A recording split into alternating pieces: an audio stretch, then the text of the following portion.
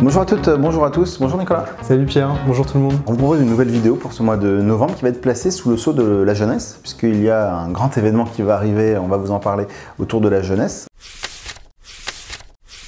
D'ailleurs Nicolas, tu es parti avec Nathan dans une bibliothèque jeunesse. Voilà, donc on est allé en bibliothèque ce mois-ci.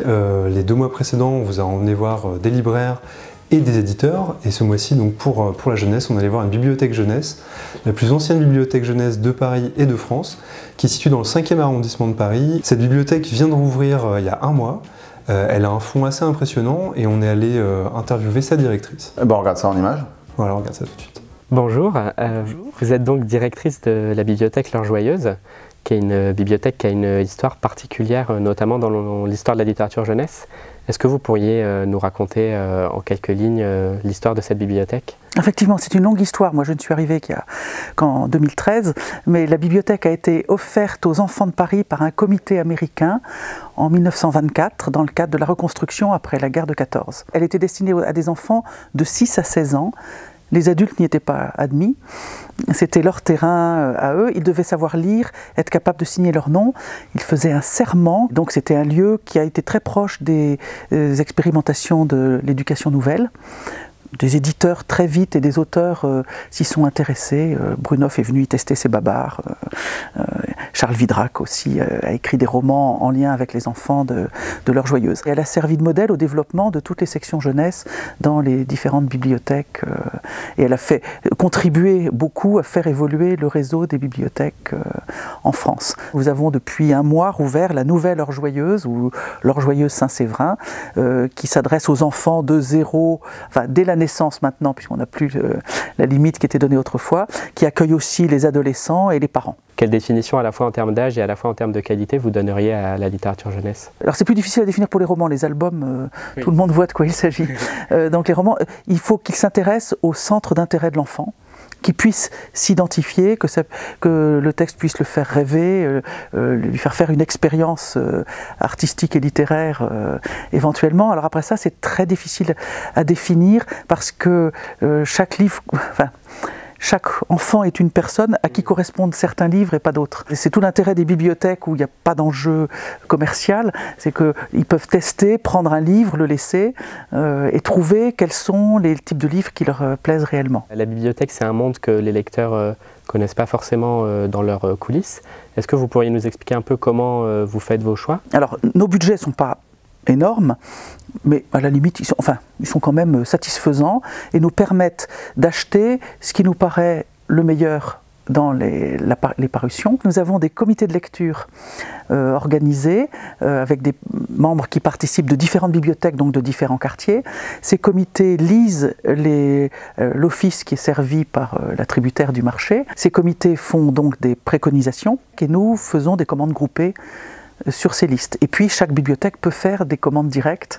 Nous avons des publics très différents, très variés, avec des attentes très différentes d'un quartier à l'autre. L'Heure Joyeuse ensuite a toujours soutenu cette exigence de présenter des albums créatifs, innovants, même s'ils ne sont pas très grand public. Les librairies ont la sanction de la caisse, nous avons la sanction des emprunts. Nous, quand on fait un inventaire, on voit ce qui est sorti et ce qui n'est pas sorti.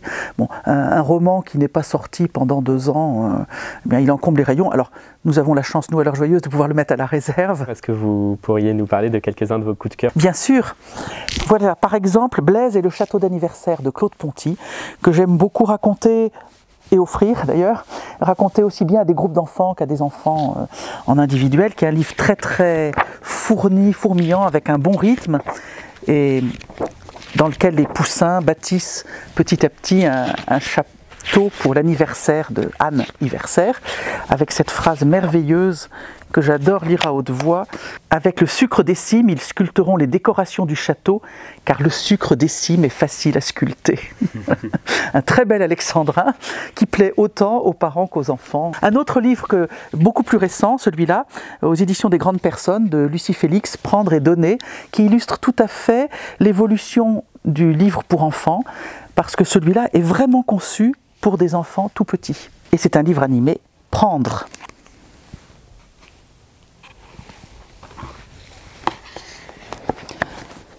Donner. quand on le lit à des enfants de 18 mois, 2 ans, ils passent des heures ensuite à manipuler, et puis c'est très parlant. 600 pastilles noires pour l'émerveillement qu'on a ensemble, le côté spectaculaire de ces livres pop-up. Voilà. Avec le texte qui ne dit rien au tout petit, éventail d'herbes blanches et 90 pastilles noires. Et ça finit par impression fauve et 258 pastilles noires. Donc ça montre le livre autrement. Le livre, c'est une boîte, c'est quelque chose qu'on manipule, mais on est tout le temps surpris. Il y a quelque chose de surprenant, soit dans l'illustration, soit dans le mouvement, soit dans l'histoire qui est racontée. Le message qu'on essaie de faire passer, c'est il y a du plaisir à partager. Venez, on va faire quelque chose d'agréable. Pour continuer sur la littérature jeunesse, en novembre, fin novembre et début décembre, a lieu le Salon du livre et de la presse jeunesse de Montreuil, qui est un des plus gros salons littéraires de France.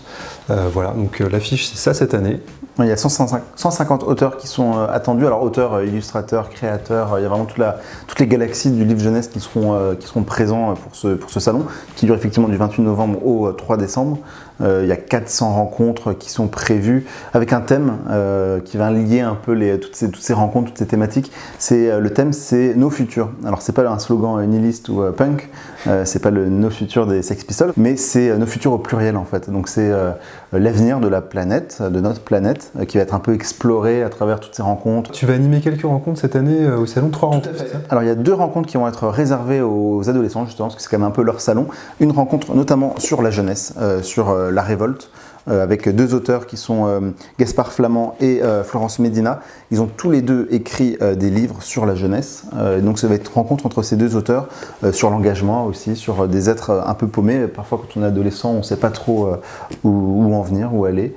Et parfois il faut un déclic. Donc on va parler de ce déclic-là avec ces 2 auteurs. Et on a une autre rencontre avec 2 auteurs qui vont nous parler donc, de l'avenir de la planète. Ils ont écrit des ouvrages d'anticipation, de science-fiction. Ils imaginent la Terre dans quelques années. Les 2 auteurs, c'est Loïc Lepalec et Nadia Coste. Et il y a une 3e rencontre à laquelle tout le monde est invité.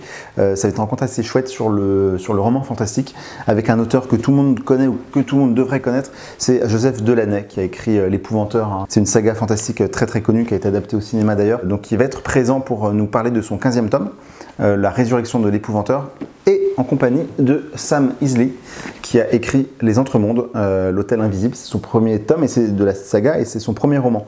Donc ça va être intéressant d'avoir un auteur un peu confirmé et un auteur de premier roman pour voilà, échanger autour du fantastique, des mondes merveilleux. Donc le programme est écologique, politique et fantastique à Montreuil cette année. C'est du 28 novembre au 3 décembre. Retrouvez-nous là-bas. On était partenaire d'un autre festival au mois d'octobre, c'était du 18 au 21 octobre, c'est le festival New Romance et c'est Octavia qui va nous en parler. Bonjour à tous, moi je m'appelle Octavia et je m'occupe notamment des partenariats chez Babelio. On a eu la chance justement en octobre dernier d'être partenaire du festival New Romance qui a eu lieu du 19 au 21 octobre. Un festival qui a été créé il y a 3 ans par la maison d'édition Hugo et compagnie et qui célèbre sur 3 jours la romance. Et les festivalières ont eu la chance de pouvoir rencontrer sur 3 jours leurs auteurs, pouvoir faire dédicacer leurs ouvrages. Elles ont aussi pu acheter les ouvrages à paraître ou même des exclusivités qu'il y a pu avoir. Nous d'ailleurs on a fait des petits cartons un peu comme on fait habituellement sur les salons, des petits cartons de coups de cœur, des extraits de vos critiques justement sur les titres qui étaient présentés. Et puis il y a eu tout un tas d'autres animations. Il y avait un atelier de maquillage, il y a eu un entretien avec une voyante. Et nous, en tant que partenaire, on a proposé des petits quiz autour de la romance. Pour les lecteurs qui ne connaîtraient pas très bien le genre de la romance qui est assez populaire aujourd'hui, on a consacré notre interview de lecteur du mois de novembre à une lectrice de romance qui s'appelle 50 Shades Darker, qui est inscrite sur Babelio depuis 2015, qui a publié plus de 600 critiques. Elle tire d'ailleurs son pseudo du roman 50 nuances plus sombres, qu'elle a lu plus d'une centaine de fois. Et vous pouvez retrouver le lien de son interview dans la description de la vidéo. Grand rendez-vous en décembre, c'est le Vite Bibliothèque chez Babelio. On invite des lecteurs à venir ici pour prendre un petit goûter et récupérer des livres. C'est le 12 décembre et c'est Charlotte qui va nous en parler.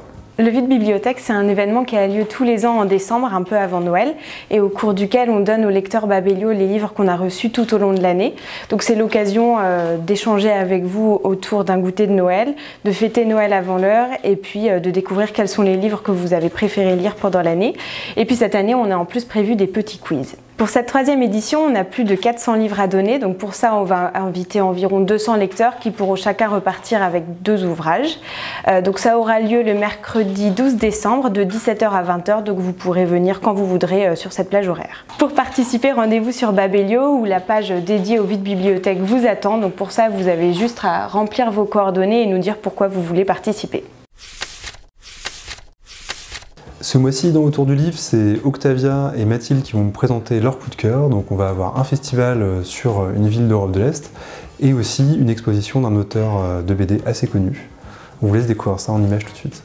Mon coup de cœur de ce mois-ci est un événement qui s'appelle Week-end à l'Est, qui va avoir lieu du mercredi 21 au lundi 26 novembre à Paris. C'est un festival culturel qui lie différents arts, la littérature, le théâtre, le cinéma, la photo.